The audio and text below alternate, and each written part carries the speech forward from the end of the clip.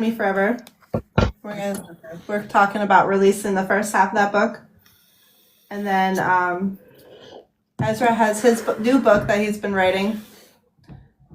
And then I have possibly 2 books that I have to work on. Wait, so you guys are doing more than the... Wait, let's get started and then you can talk about it. Hold Yeah, on. you can ask these questions. You can There's ask. lots of things happening. Please hold all the questions till the question comes. Back it up. Hi, Bruno, Dad. Hey guys. All right, hey everybody, I'm booked.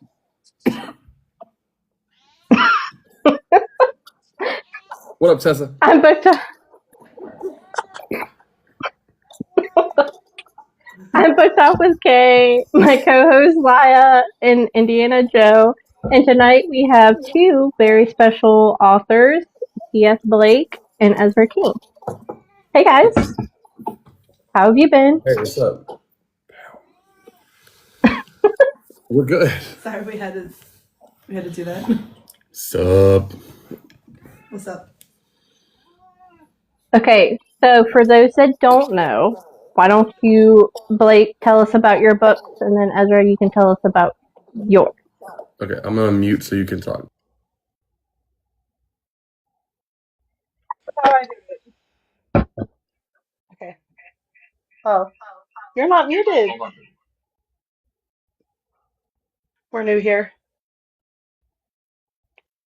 Oh wait, you can't hear because I don't have the. Oh, sorry. Hold on. I'm new here. It's okay. Okay, can you hear me? Where'd Yes, they go? ma'am. Oh, now they're okay. Can you hear me now? Yes. Okay. So we have a book that we wrote together and we're planning on releasing. It's the first half we're going to release it, but I'll have Ezra talk about that because he explains it very well and I do not. So the next book that I'm working on, it's called The Key Holders and it's Sale 2. So I'm writing that one right now. I have Sale as the first one of what I am projecting to be 5 book series. So we have Sale, the 7 realms, and then I have the key holders of the bleeding realms. And that one, I have about half of it done. So I'm like projecting that it should be done probably by probably the beginning of next year if I could get into the writing cave, like focusing on this one. And then my other one I have is I wrote another contemporary romance last year. It was called Son of a Nightmare. So I have that book has it's a series, but it follows different characters. So it's going to be points of views from different characters and their stories.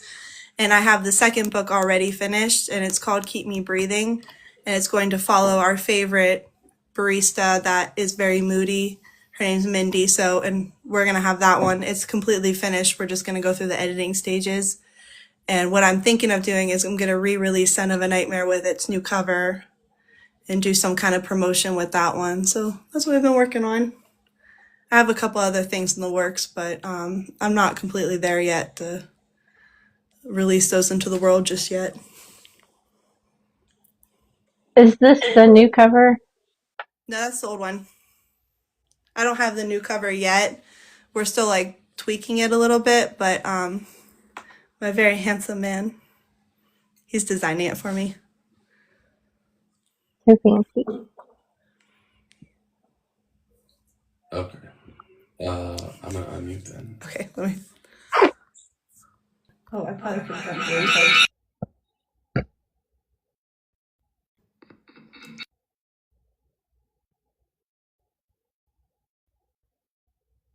This woman. Technology is hard. She writes with a pen and paper and a typewriter. She doesn't even. It's. Don't like that. I know, right? So what was the question? Tell us about your book.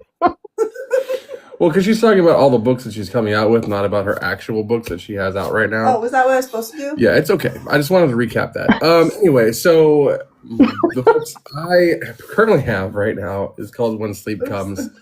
It's actually the anniversary this week. I believe it's tomorrow that it is the anniversary of the release of When Sleep Comes. Oh, So that congratulations. was thank you. It's a happy accident. I was told by someone close to me at the time that men can't write spice. I said, hold my beer. And then they said, no one will read it. And I said, okay, well, let me go ahead and just jump on TikTok real quick and see what they have to say about that. Found some really cool people. I also had been writing a more like in-depth kind of thriller that I started marketing. And then once I met the people on Book Talk, I was encouraged to write something a little bit more, I don't know, spicy. So I did. And in doing so, I released it, and it kind of took me by surprise. Like overnight, it was like, oh, like, you're like, oh, how many people are reading this book? Like, what just happened?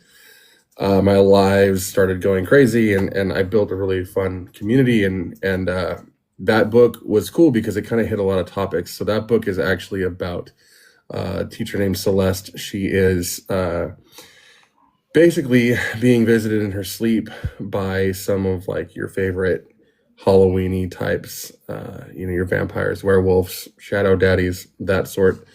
And she is not sure what to do with it, but she finds herself wanting to get closer and closer to it.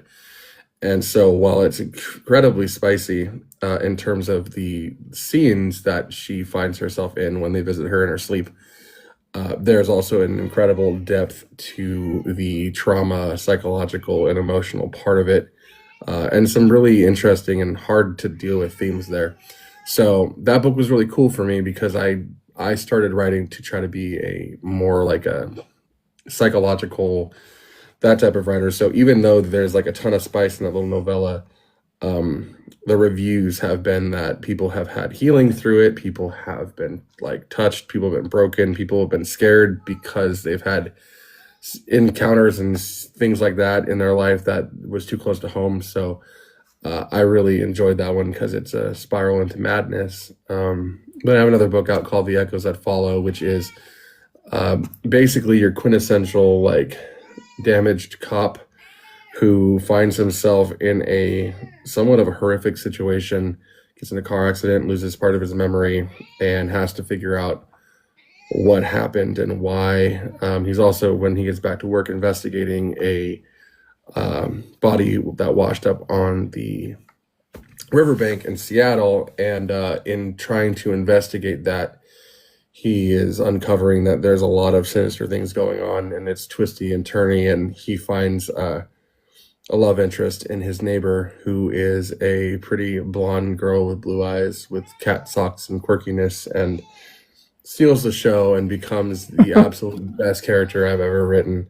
And she's my favorite. And she deals with some deep traumas as well, some emotional things. She has some body dysmorphia and some anxiety, bouts with anxiety and things like that. And so we tackle that in the book as well. And it ends up being a pretty cool book. I really enjoyed that one. So that's what I have out currently. And then right now I'm working on a book.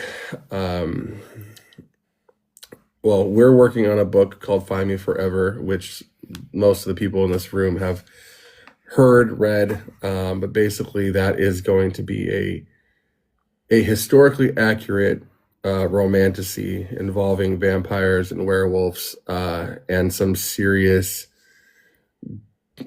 dark romantic themes. But it is a story of how love is essentially inevitable, and ultimately we have to find a way to reach each other in every life, and sometimes it works and sometimes it doesn't. So these vampires keep forgetting each other through a lot of different circumstances and reasons why, and they are quite sinister, but they don't remember each other, and they keep finding each other even though they don't know why and don't know each other in the course of history. So we're going from 1600s all the way up into present day. And so they keep finding themselves together. And by the end of the book, we hope that we see them walk into, their forever hand in hand. And, that's the goal. But we have half of it written. We've decided to split it up into a duet. So it will be 2 parts. So the first part is going to be like a novella. Second part will be a novella as well. So, you're looking at 200 something words for each book instead of like a huge ass book that you have to eat all at once. And so we're going to do that one. And then the last thing is that when I got back from New York, I was inspired sitting there in my hotel room to write a new story. And, it's called Beyond the Window. It follows a man who is in a hotel room for a weekend in New York City, and he seems to be finding himself drawn to watching the hotel that is directly adjacent to him, drawn into the lives of strangers, and he doesn't know why, and he's watching these people, and he's having to deal with himself while watching these people deal with their lives. So it's kind of an interesting spin on voyeurism, an interesting spin on looking at yourself through the lives of others. And I'm going to tell you that I am the most excited about what I have for the end of that book than I have been in anything that I've ever written. It is the ending to this book, and this character journey is the reason why I wanted to write. It is a story that it is like the stories that made me want to do this. And so I am obscenely excited for it. And Scott is actually, he and I are in talks and are working together with it a little bit to essentially record an audiobook in real time. So every time I write a chapter, he'll be recording. And by the end of it, he is going to record the final chapters raw and cold. And that's what we'll be hearing on the audiobook, because what I have in store for the character, I want him to have spent time with this character through the whole book. And when we get where we're going, I want the real visceral moment that he has. So I'm really, really excited about it. And Tessa Vale, audio down there, did a couple of lines with him, one little chapter last night, and it was fantastic. It's mainly the male perspective because it's just him in his hotel room, but there's a couple of times there will be a female voice that comes in his memory, and she nailed it last night. So I'm very, very excited about that one. Currently 5 chapters in and can't stop chewing on it. So that's that. Well, that sounds freaking amazing. Scott's amazing. You guys are amazing. Whatever you do is going to be fantastic. I can't wait. Thanks.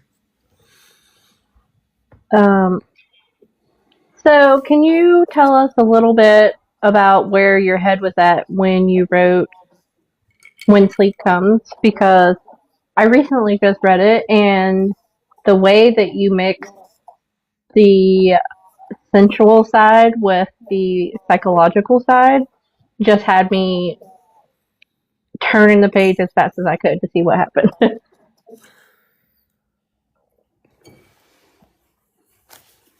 I've done like a million interviews on that book, and no one's asked me where my head was. Oh, That's a rough one.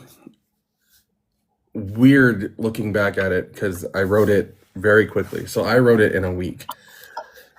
Yeah, and I wouldn't recommend doing that, but I wrote it and then edited it and then published it within like a little over a week's time.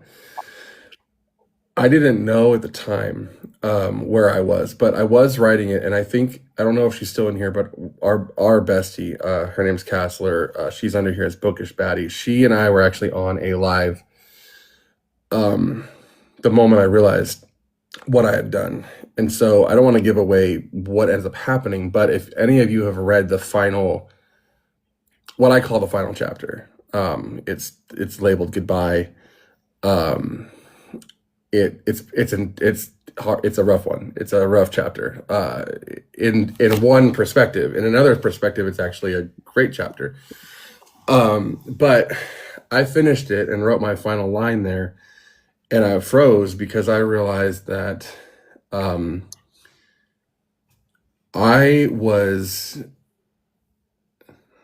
interesting. Okay, so yeah, this is a good question. Damn. All right, so it was a really dark. It was a really dark place where I didn't really understand how to gravitate toward anything good or light or anything in my life, and I found writing this to be cathartic because her descent into darkness made me feel better about the place that I was in. Which is great that we could do that. And I poured in a lot of trauma into her, basically accepting her darkness and owning it and thinking that that's okay. While also my internal intrusive thoughts were her best friend, Corey, trying to be like, hey, what are you doing? So both were at play. So those are basically my mind battling itself. And the final scene of the original, which was that goodbye, the extended version that is out right now, there's more to it that ends up happening to kind of confirm or deny what was happening through the whole thing. But the initial ending where Corey shows up at her house, essentially, that basically was a play-by-play of a real situation that had happened to me about a week or two before writing it that I didn't realize I had written in there.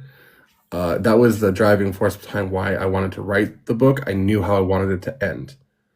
And there was something about dealing with what I couldn't deal with in my own life that I was able to do on the pages. And then after going back, and if you read it then and haven't read the extended version that I put out, the final version of it, the cover that looks like that, I was able to go back now and write in 100% truth and honesty, other than changing the name of the person writing it, a farewell to my own father that I never dealt with for 14 years, and some other really crucial, deep elements into that book, because a lot of that is real scenario. So I did deal with someone trying to do what Celeste was doing, and that situation was me.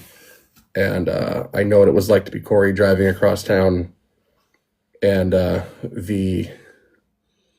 don't want to use that big word, but juxtaposition or contrast or polarity of serene and decided and happy, and then on the other side, anxious and terrified and manic, trying to understand where the other is coming from. So my head was pretty dark. Thank God I wrote that book and published it, because it helped me find the community that I needed, and ultimately helped me get online in these places. And, C.S. Blake popped into a live that I was doing for that book, and thank God I decided to pull the trigger on this one, because had I not, I wouldn't be sitting in this room. So thank God for the traumas that we go through and our ability to process through them and put them on paper and have the guts to just let it sit out there and see what people think about it. Well, I'm so glad you found a creative outlet, and thank you for sharing that. You never know who's going through something similar.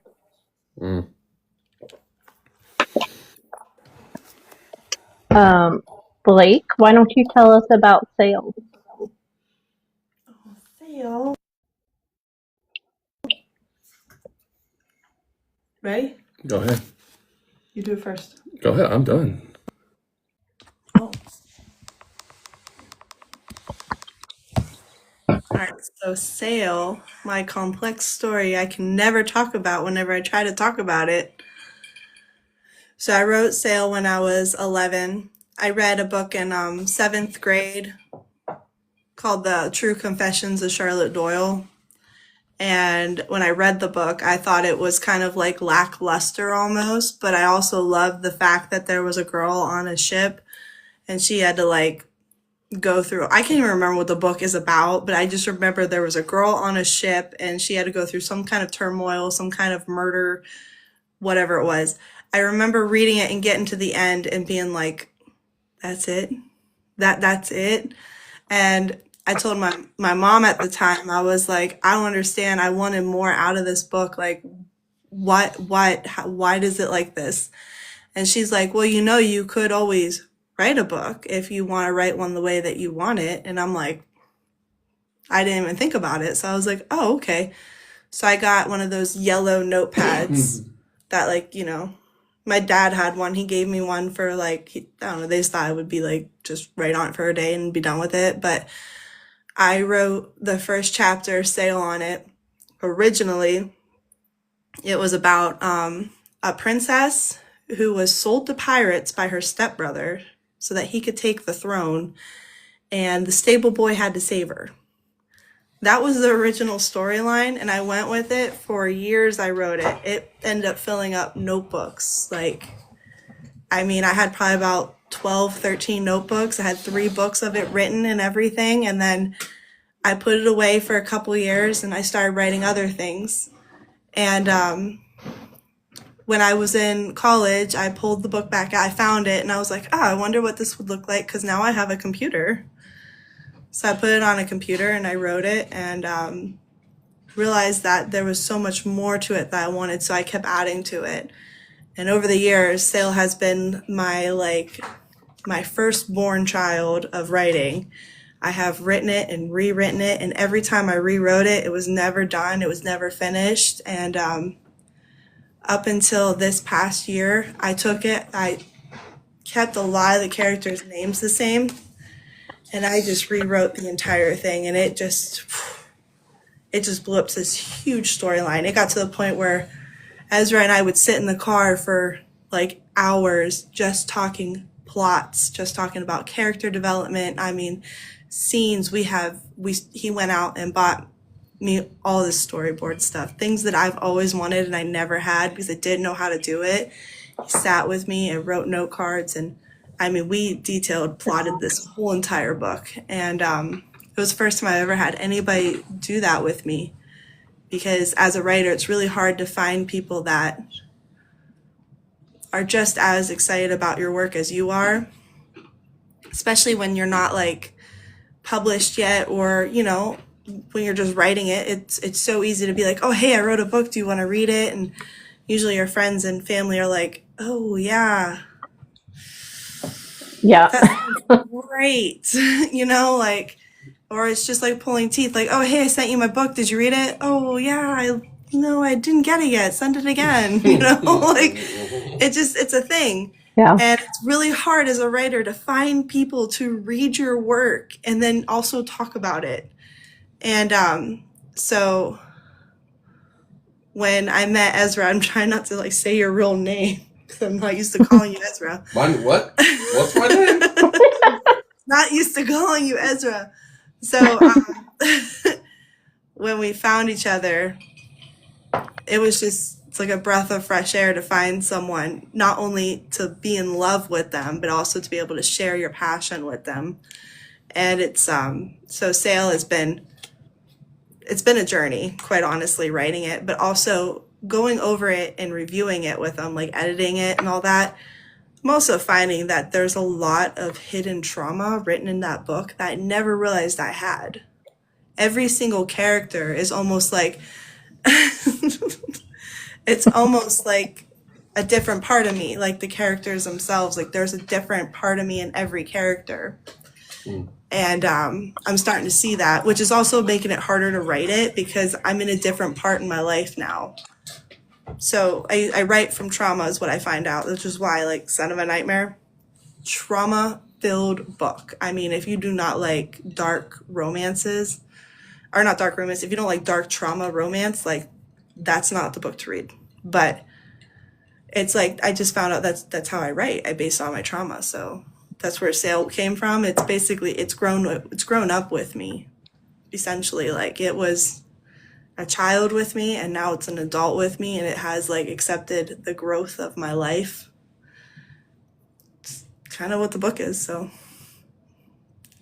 and there's Well, Drakens. So yes, please mention the Drakens because Lyha's in love. Diablo. oh, Diablo, I love Okay. him. So good. I also love Kenley's Draken though too. I think she makes me like nervous. No, never mind. Oh no, nope, we don't talk about that one. No. Not yet. But That one was good though. That one's gonna be good.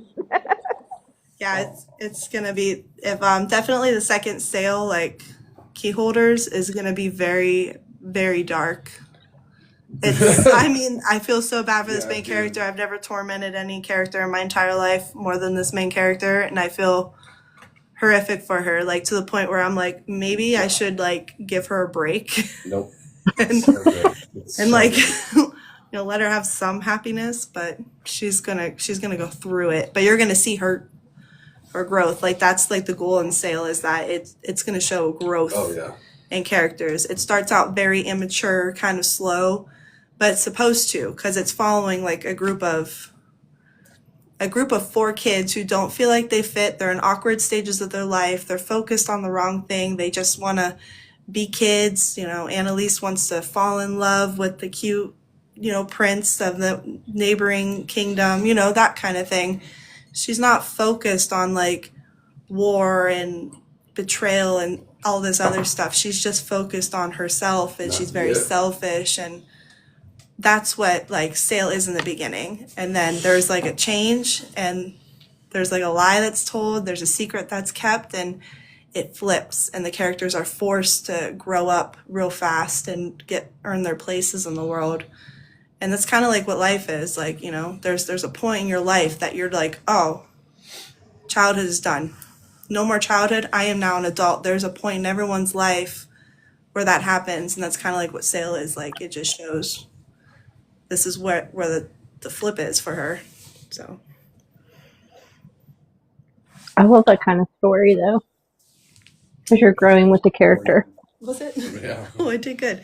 Maybe I should drink this spicy apples more often. Do you want to tell us about Scent of a Nightmare? Oh yeah, we could talk about that one. Do it. So, Scent of a Nightmare. Where do I start with that one? So, when I was in college, I had written, when I write books based off of scenes that I see. It's like either a dream or it's just a feeling.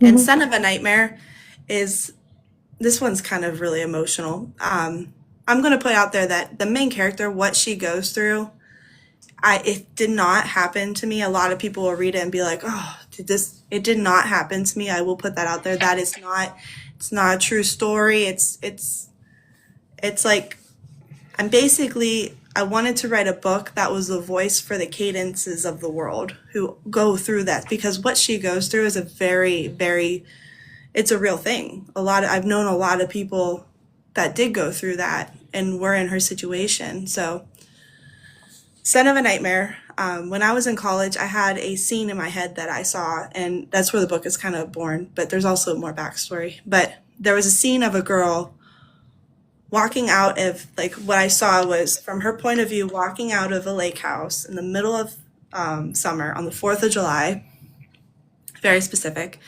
And it's very hot, like how it's so hot, you have like sweat all over you and like your legs are sticking together and you feel disgusting, and you could smell the fireworks smoke, and it's like you can almost like smell the lake water, and the asphalt's so hot and you don't have your shoes on, you're running as fast as you can to get into the grass. Like that's the feeling of it.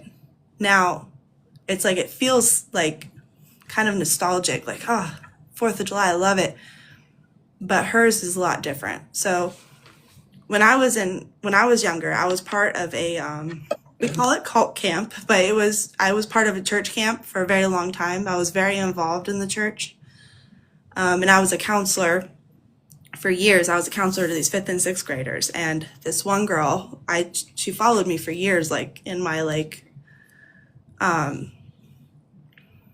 she followed me for years while I was a counselor. So every time I would switch different like grades, she came to those, and she was always in my cabin. I always saved a spot for her. And she told me a secret one time when I was there, and it was a very, very heartbreaking secret that happened to her when she was younger. And she said she never told anybody.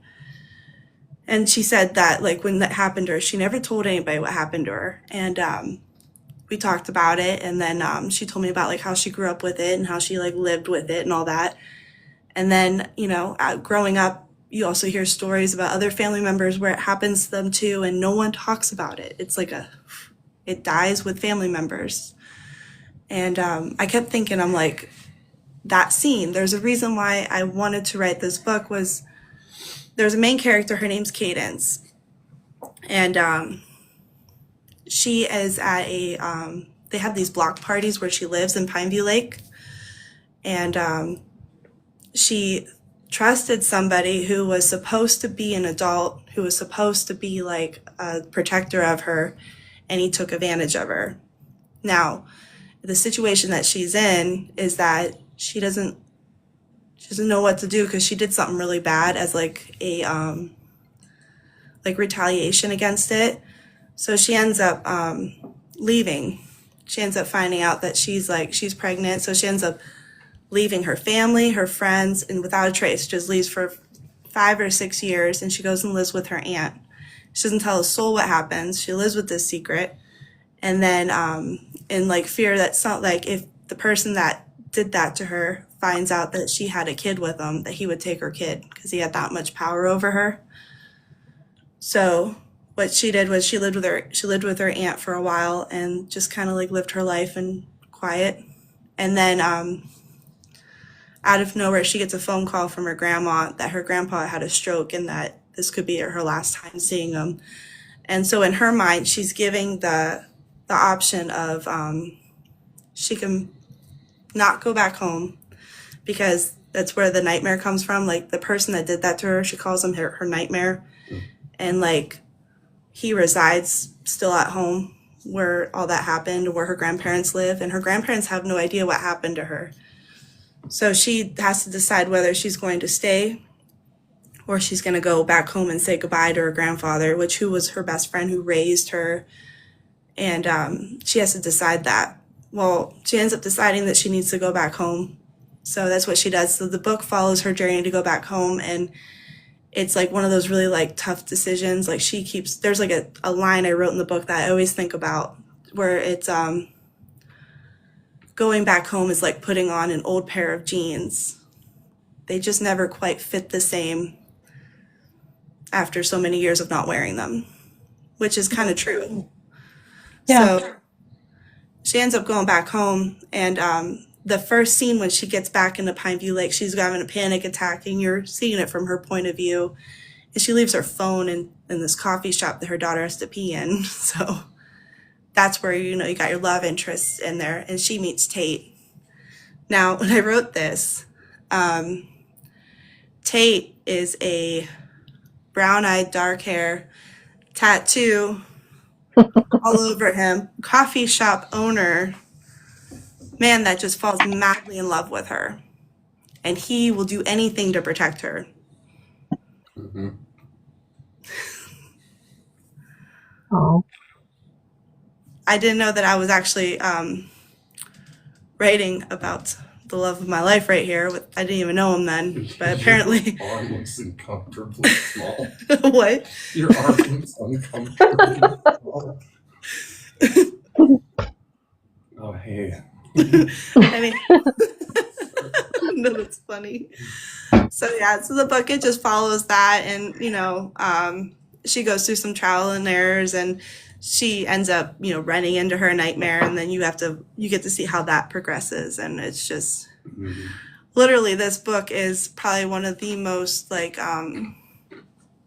it was the hardest book I ever wrote, but it was also the easiest in a way, in the sense that it wrote itself. I wrote it within probably about a month. I had it written, self-edited it, and published it.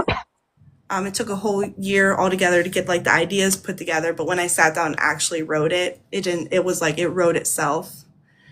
I was really scared to write it, which is why it took like a whole year to put it all together. Like the 4th of July scene that's in there's a trigger warning for it. It's detailed what happens to her, but when I wrote it, I wanted to write it in a way that like Son of a Nightmare is supposed to be like poetically, like it's supposed to be in a poetic form of talking about trauma. So it's not so like, It's not like me. It's like Nicholas Sparksy. yeah.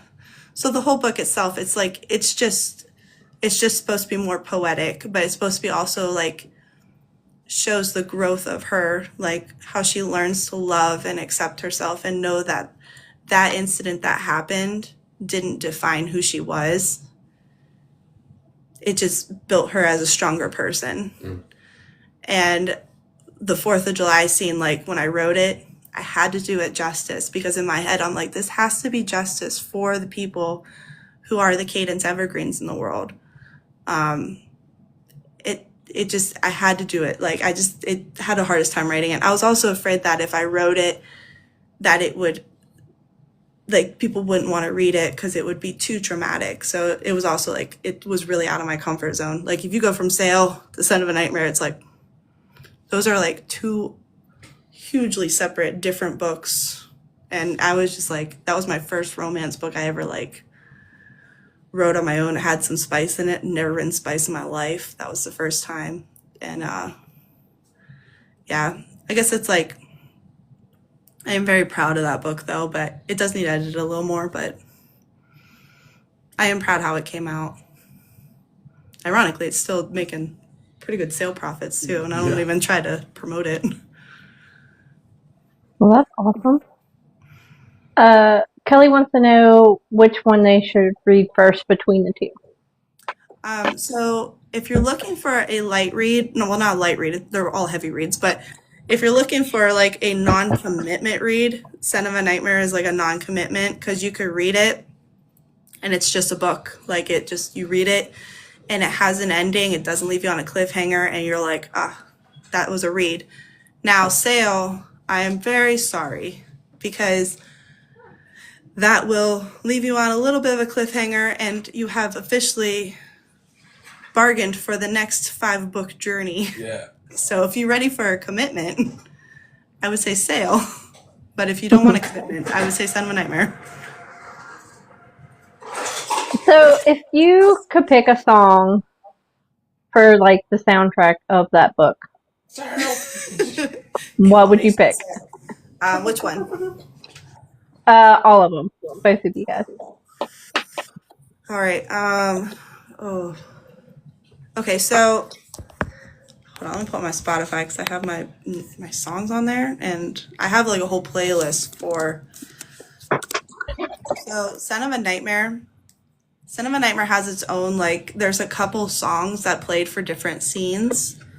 One of them was, oh goodness, where's this playlist at? All right. I'm sorry, I'm like looking for my playlist. You're fine.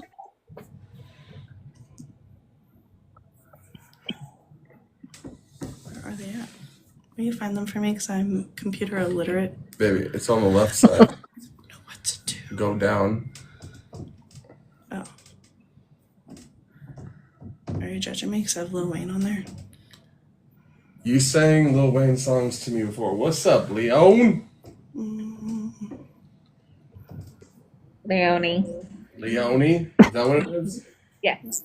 They didn't correct me yesterday. She did. She put it on the thing down there. Listen, I don't have time to read. Stop. I can't be bothered by semantics and details. All right, so I have a couple songs. So one of them is "The Roads" by Jonah Kagan. I listened to that song a lot when I wrote Sail, and also "Heaven's Not Too Far" by We Three. That was another one I listened to a lot. And then also Dandelions by Ruth B. And also Something in the Orange. I think that's what the name of that song is, but that was also another one. Pretty much anything that was really like sad and like dark and very like weepy. That's what I wrote. Son of a Nightmare too. Now Sail. It's very specific, baby. I know, but those are the songs. Like I had them on repeat. There were like 4 songs. They were on repeat constantly, and I never like turned them off. Now Sail, there was it varied because that book is like over 100,000 words. So Wow. there's a lot of songs I listened to on that one. I listened to a lot of Dermot Kennedy for that one though too, like his like Power Over Me. And then there was also really cheesy, but I did listen to The Hunger Games, The Hanging Tree. I have no idea why, but that song was like my go-to when I was writing like any kind of like fight scene or whatnot. And I also listened to like Billie Eilish and Sleep Token and Kaleo, whatever his name is. Look, I can't be bogged down by details. I know, I just don't know. But those are like the songs I listened to, so I had a very like broad range of genre of music that went with each book. Leonie wants to know, which character do you relate the most to? In Sail, I would say Annalise. That's who I relate to the most because she was just so naive and so like oblivious to everything around her and so like selfishly thinking. Like I'm not saying like I'm a selfish person, but I'm saying like selfishly, like it took a lot for me to grow up. Even in my 30s, I'm still in that whimsical era where everyone is good. No one does anything bad. No one could be mean until you get burned and you're like, oh shoot. No, like I'm like Annalise, like through and through. I'm just not as weepy. Well, maybe I am weepy, but I'm not as weepy as her. I feel like she's kind of a little pathetic, but I think that's just my inner dialogue, just trying to make it so that I'm just over exaggerating my thoughts on things.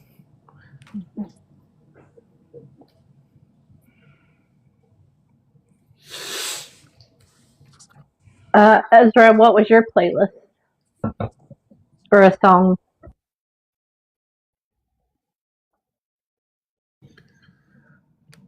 So for The Echoes That Follow, essentially that one, there was a couple of things, but ultimately there's a couple of songs by The Used. I don't know if anyone knows them, but they were pretty, big back in the day. And so there's a song called The Taste of Ink. Actually, it's in the book itself, and it's ended on a Taste of Ink line. I thought that it was a culmination of all of it, and so I listened to that quite a bit during that book.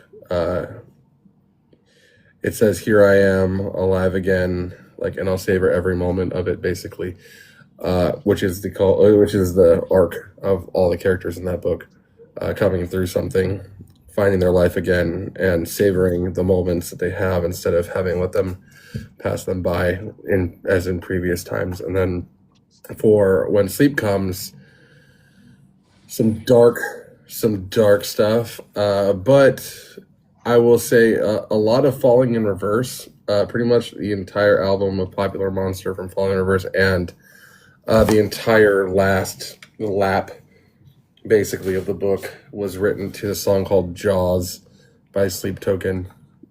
Jaws, it is a perfect representation of the feeling that you are supposed to have in the last few chapters of When Sleep Comes. So if anyone has read that, Celeste has a Halloween party at the school. She kind of has a slow-mo moment when she's looking at her students and makes a decision finally makes a decision about how she feels about what it is that she's been going through. In that moment, that's basically when you would start playing that song and then read to it till the very end. The song has some ups and downs and some mostly minor melodies, and there's one constant hook that they play throughout the entire song that is neither dark or light. It's just urgent, and it plays through the entire song regardless of what the other music is doing or what the lyrics are doing, which is like kind of what it feels like to read that part of the book. There is an underlying urgency and underlying anxiety, something that just won't stop nagging inside of you. It's kind of that cold pit in the bottom of your stomach sound, and so that is a perfect description. And yeah, so those were the two songs that for both of those books. You had 2 songs. I had like 17. I mean, I have playlists, but Oh, you know. You were like, you answered it correctly. I went on for days. I have this 100 word book, 100-page book. It's okay. I've also done this particular kind of thing like a lot, whereas this is like your first one, really. What are you trying to say? I'm saying you're doing amazing right now. You're doing great, yes. Awkward.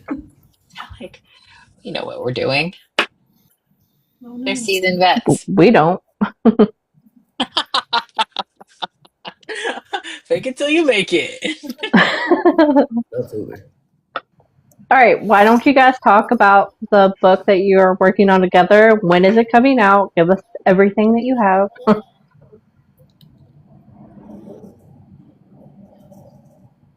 Did we talk about when we're gonna release it? Hold on. Oh, conference time. Huddle. I'm actually really stoked about this book. I have been since, Jump. It's like And April, yeah. I am so very thankful that they introduced us to Scott. He's my like favorite male narrator. Oh yeah. Yeah. No, Yeah. I dig him so much. Scott embodies like somebody who can, like, he just can take Yeah. what it is and bring it to life in a way that just absolutely Instantaneous.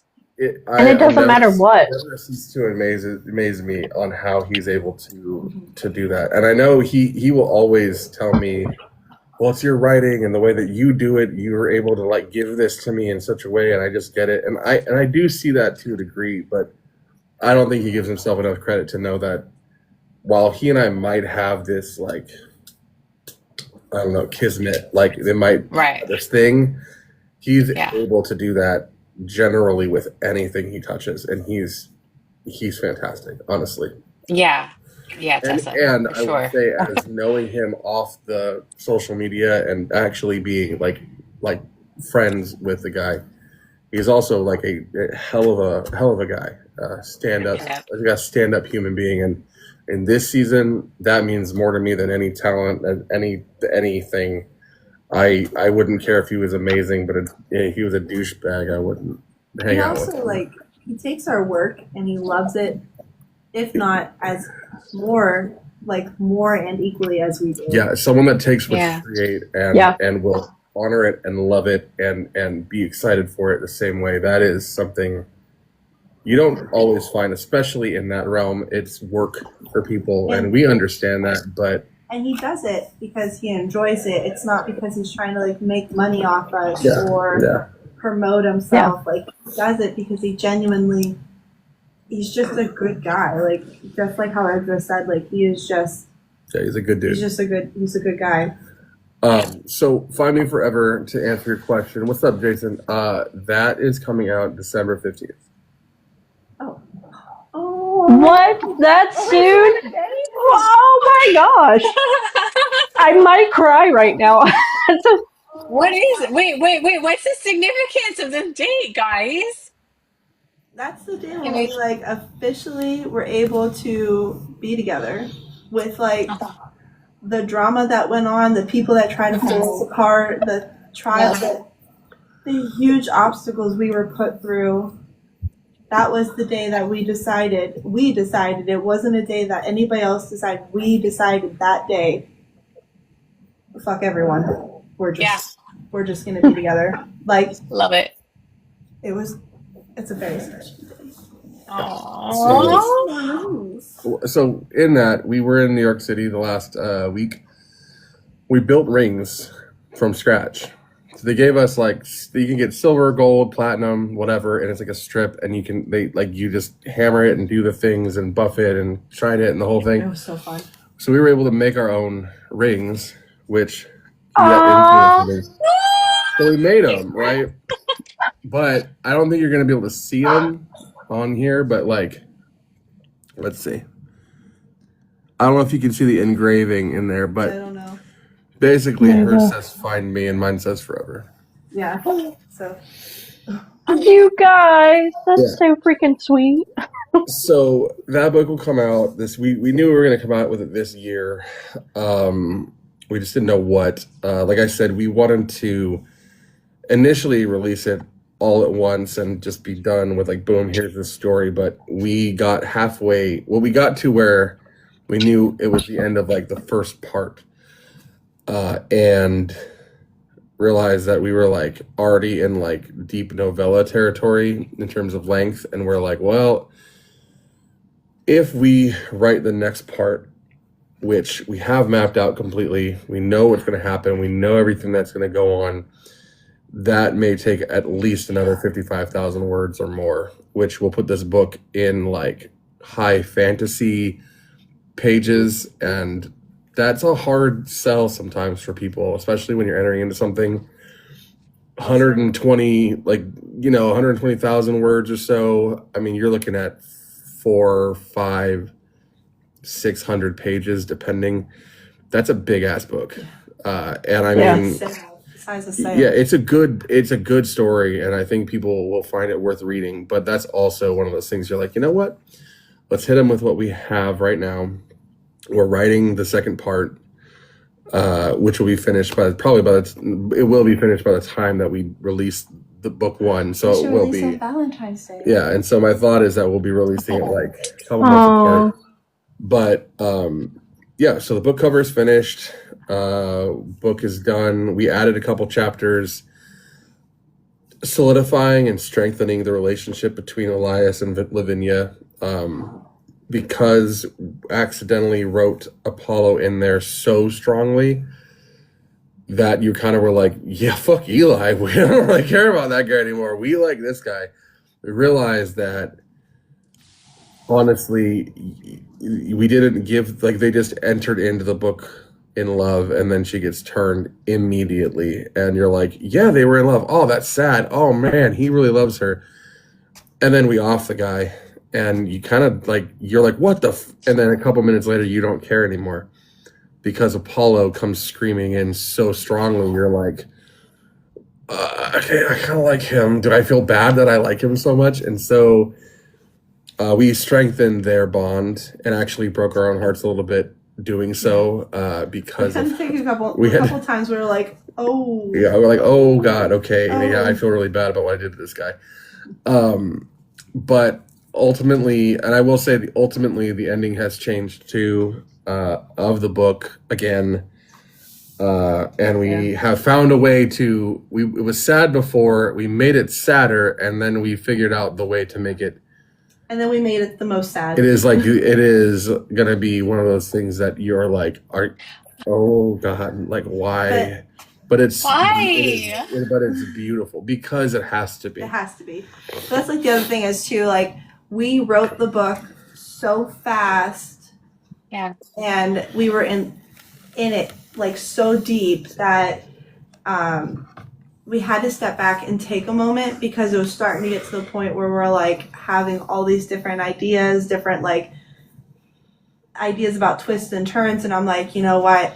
That's where it was like, oh, maybe publishing the first half now gives us time to like see how it flows too, see what people's reactions are, because that's also the other thing. Like, we didn't want to have to like word vomit the last half and not be in it as deep and as like, that sounds so bad, as deep and hard as we were. Like, I mean, we wanted to make sure that it was given as much love as the first half was.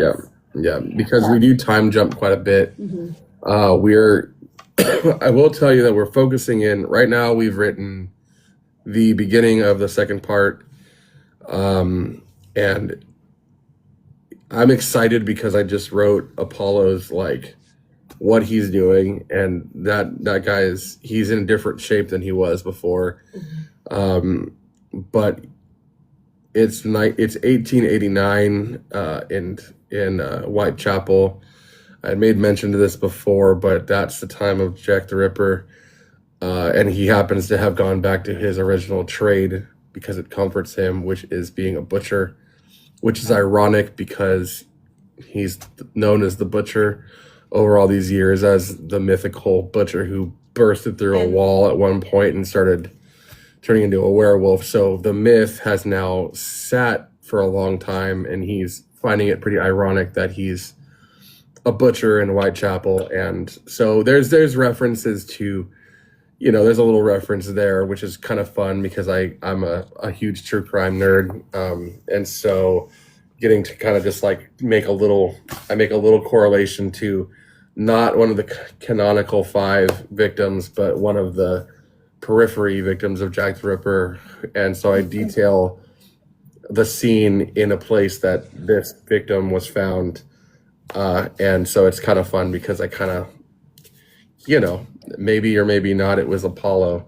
And it's just kind of funny because I like geek out on that stuff. But essentially it's England and France for a very short minute. I'm so excited to write like these next couple of years because we have like New York, like the time of like, the Great Gatsby feel. Yeah, we've got a roaring 20s New York. I cannot wait, speaking. There's so many things that you could do with it. I'm like, there's speakeasies, like. Well, and you can tell them about like we know what Lavinia is doing. Lavinia, she's gonna have her own little speakeasy, like her blood bank speakeasy, and like, I can't wait to write that. She's going into her badass woman's right era. I cannot wait to write her heartlessness of like, annihilate those men. Like, I can't wait.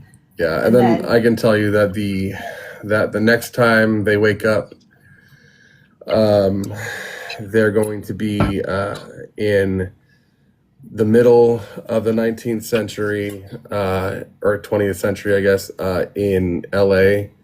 Yeah. During kind of the crucial time that LA was dawning some things, which is kind of amazing. The headquarters for the Vale, which they are both a part of at this point, will be moving to LA. I can't wait for it. And Eli will be taking over as the one who basically recruits for them, essentially. And so they will be in LA at that point. And then the last hurrah there is going to be back in the South. And we're going to finish it off in present day New Orleans. And it's going to be a fucking bloodbath, dude. It's going to be. And I will tell you, Saphira comes back, our like dommy mommy werewolf woman. Wait. Man, it is. There's some really, really good shit. And I will tell you one last thing, that there is a main character that is in the book that is crucial, and the overarching reason for all of it, that you will get to know her by a few paragraphs probably in one of the final sequences. And it is going to be so incredibly like, what is going on? Yeah. But you'll look back and realize this character is like crucial and has been working to not only orchestrate but exact their own plan throughout the entire 2 books, and it's gonna hey, what's up? It's going to be really, really fucking good. And I will tell you that character is based on our friend Castler, who is Bookish Baddie. Oh my goodness. It is a very, very cool thing. And you've already gotten a taste, and you're not even gonna know. And it's so good. Try. So we're excited. We know where it's going. We know the details. A lot of people die. Oh yeah. A lot of hearts. lot of hearts. Sorry. But not really. But it's gonna be really fun. So that's coming in December, and it's gonna be a nice Christmas read. Oh yeah. Listen, It's your one. somehow, some way, if I can't imagine not being online by then, but I have got to get some kind of notification that it's available. Oh, I mean, I've got it on my calendar right now. I just put it on there. We'll have a release party. When we do it, we're gonna do like a release party. Oh yeah. Okay. Thank you. All right. Shots. So there's going to be 2 books. Is there plans for more or just 2? But they're massive, so I don't mean just like 2, like a little thing. But. So there are 2 books in this particular story.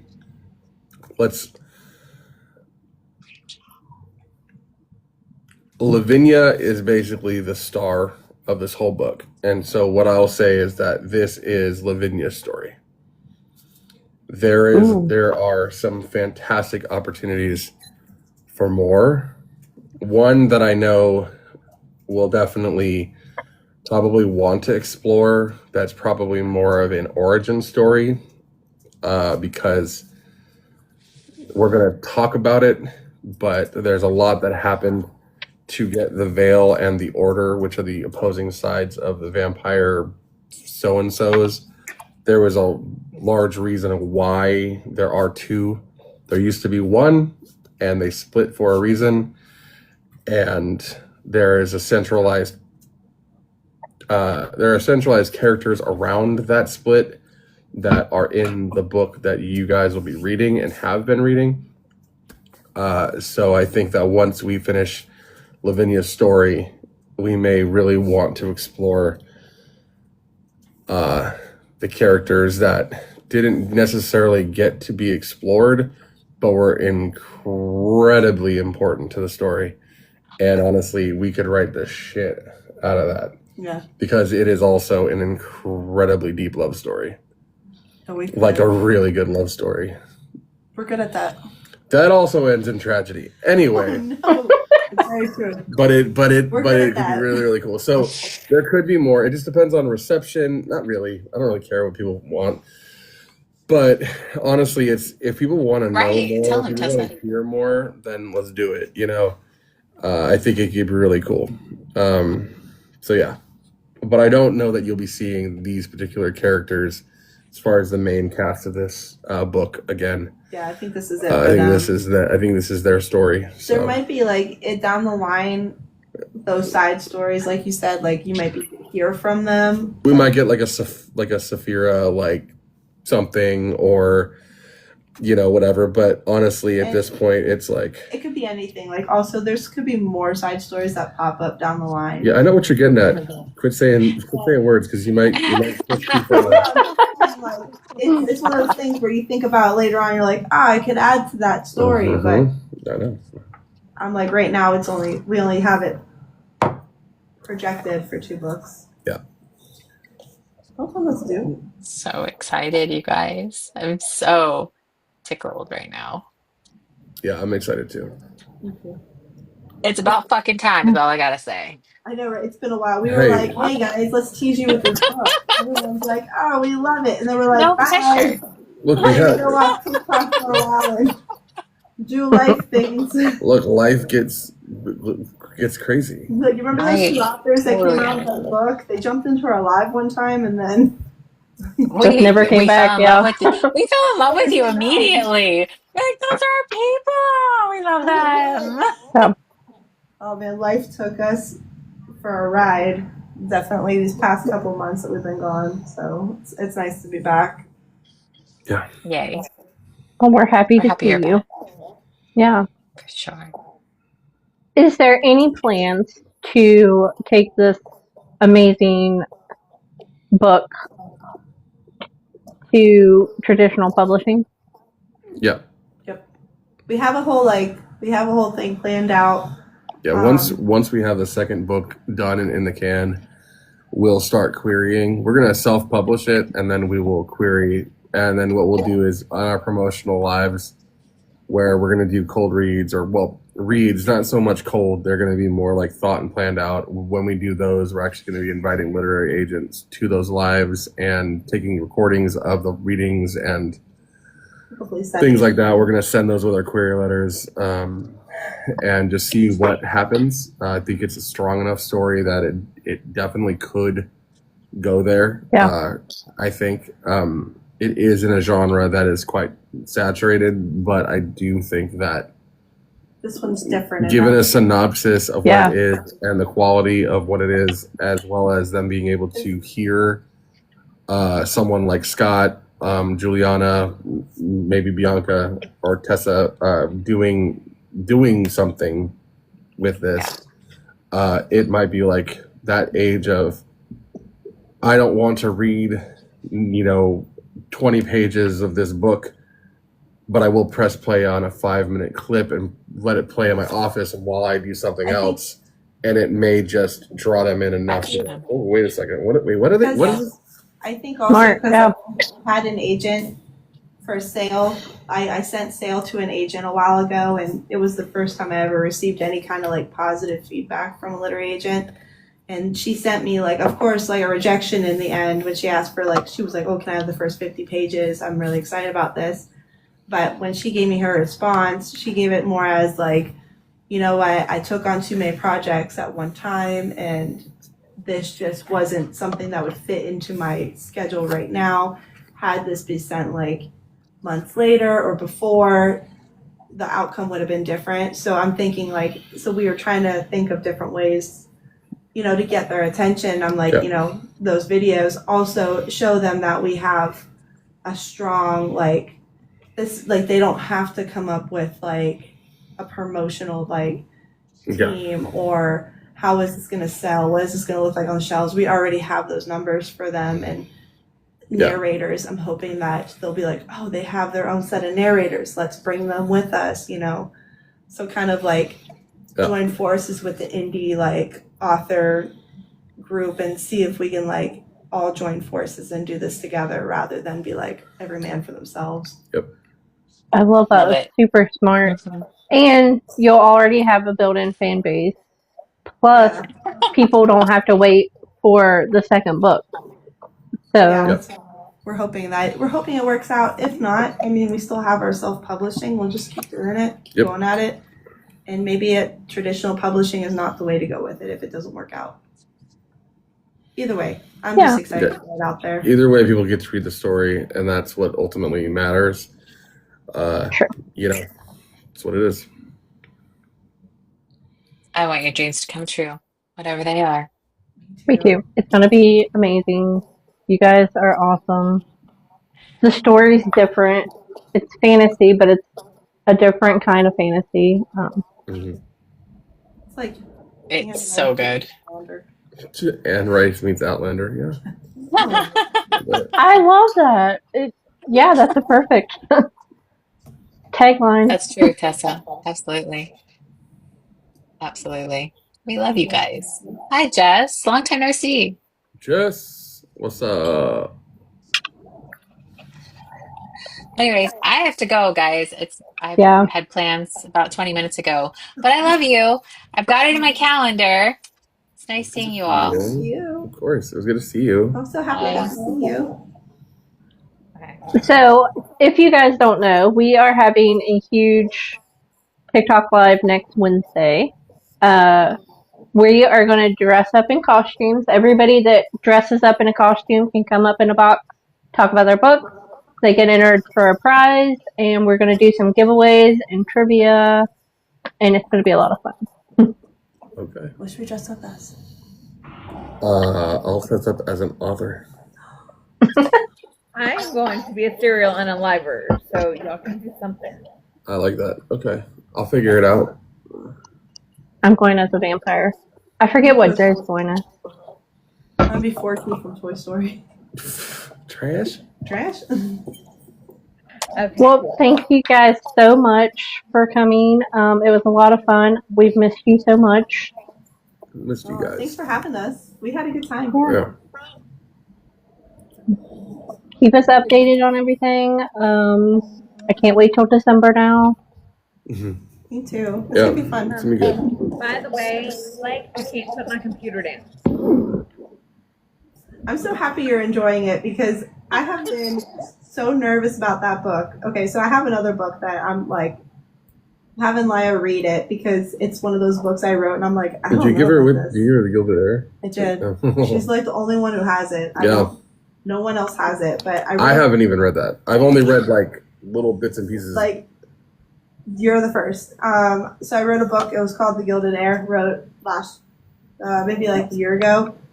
But it's like, it's about like 4 gods who have this. They throw this game every like so often, and the games are like kind of like the Hunger Games, and they pick humans from the human world and they throw them in, and if you die in the Hunger Game or you die in the games, your soul is completely eliminated from the face of the planet, and the gods are like all children, so like or like their siblings, so they hate each other and they're so petty and they're so spoiled, and there's just a lot to it. It's like a lot of like, I mean, there's like 40 handwritten pages for this book, like of everything that needs to go for it. But It's great, and I told her she needs to move forward. Okay. I'm not even that far into it.